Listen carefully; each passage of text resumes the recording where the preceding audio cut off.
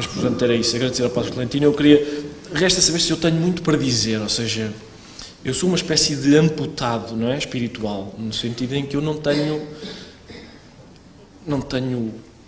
um testemunho para dar, quer dizer, eu não tenho, uma pessoa pode falar de uma revelação que teve, mas uma não revelação não existe, não é? Eu não posso falar sobre, é como se eu não tivesse um braço, eu não podia dizer, este braço que eu não tenho faz este movimento, não faz movimento nenhum, portanto, a inexistência do braço quase que implica que eu não tenho nada para dizer sobre ele.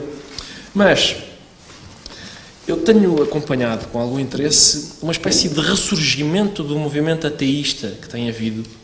Em Inglaterra, os ateus juntaram-se e, enfim, fizeram umas contribuições financeiras até.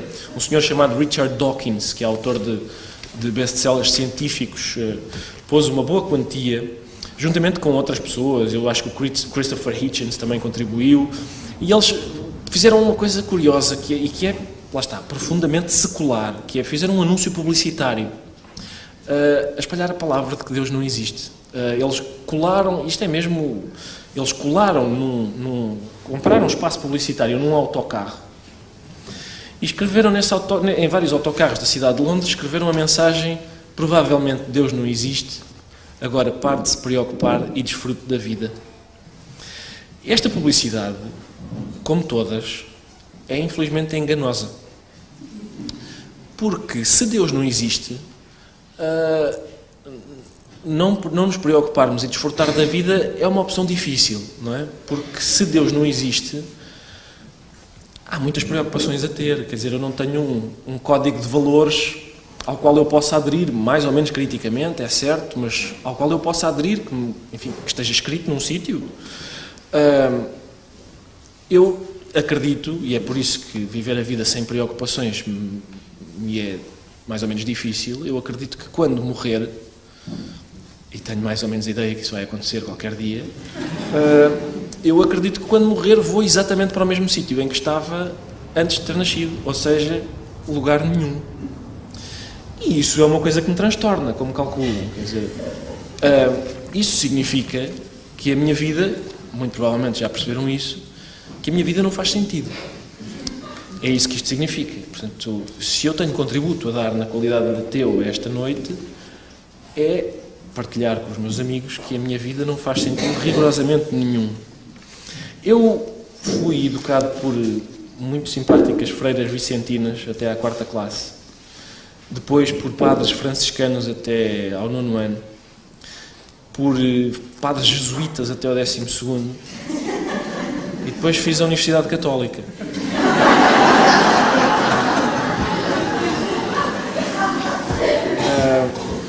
Não sou batizado. Nem eles tentaram especialmente converter-me. Há 2 pontos de vista sobre isso. Ou porque eram pessoas sensíveis e tolerantes e respeitadoras da diferença, ou porque tantos anos de convívio com eles lhes deram a ideia clara de que eu não tinha salvação possível. Há uma possibilidade muito forte de ser a segunda. Portanto, como vos disse, passei por esses sítios todos e eu devo dizer o seguinte: eu não gosto nada de padrecas. Eu gosto muito de padres, mas não gosto nada de padrecas. Felizmente tive a sorte de, ao longo desse tempo todo, ter convivido com muito mais padres do que com padrecas. Foi uma sorte para mim. O Padre Tolentino era, isto só para voltar ao princípio e à questão do facto de eu, por exemplo, eu não tenho que ganhar o céu, não tenho, e portanto há coisas que no meu comportamento que sou eu que vou ditar. Isso não é fácil, quer dizer, ninguém quer ser Raskolnikov, não é? Isso é muito desagradável.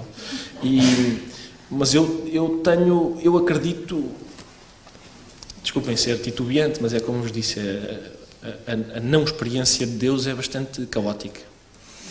A experiência, é mais fácil organizarmos a experiência do que a não experiência. E o que eu vos queria dizer era que, apesar disso, apesar de eu não ter um quadro de valores que me foi imposto, uma vez que eu não acredito em Deus, eu já escrevi sobre isso, eu não acredito em Cristo, mas em que é que eu acredito? Por exemplo, eu não acredito em Cristo, mas acredito nos cristãos. Isso já não é mau, não é? Eu acredito nas pessoas e acredito que a minha relação com elas deve ser, se calhar é próxima daquela que, lá está, se calhar é próxima daquela que vocês, estou a dizer vocês, parece que estou a falar com estrangeiros, mas num certo sentido nós temos pátrias diferentes, não é? Mas o que eu vos quero dizer, e a minha presença aqui hoje demonstra isso, é que eu não sou um selvagem, ou seja, eu também tenho valores. Podem não ser exatamente os que estão na Bíblia, mas eu tenho valores. E, por exemplo, um ateu como eu, ter tão presente o valor do perdão, e o facto de eu ter presente o valor do perdão é provado pela minha presença aqui, porque eu aceitei o convite do Padre Tolentino, que é o padre que me casou.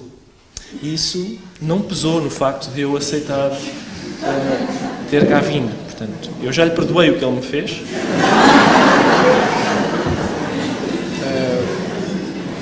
E estou hoje presente aqui porque acredito na redenção dele.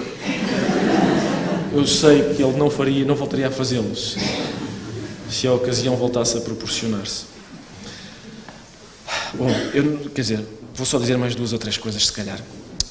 Onde é que eu vou, como ateu, buscar consolo para esta questão, que é, eu acho que a questão essencial é essa. Há um poema do Philip Larkin que diz que a religião é uma estratégia, não sei se ele usa a palavra estratégia ou outra pior, uma estratégia para fingir que a morte não existe. E para mim é isso que está em causa, é a questão da morte.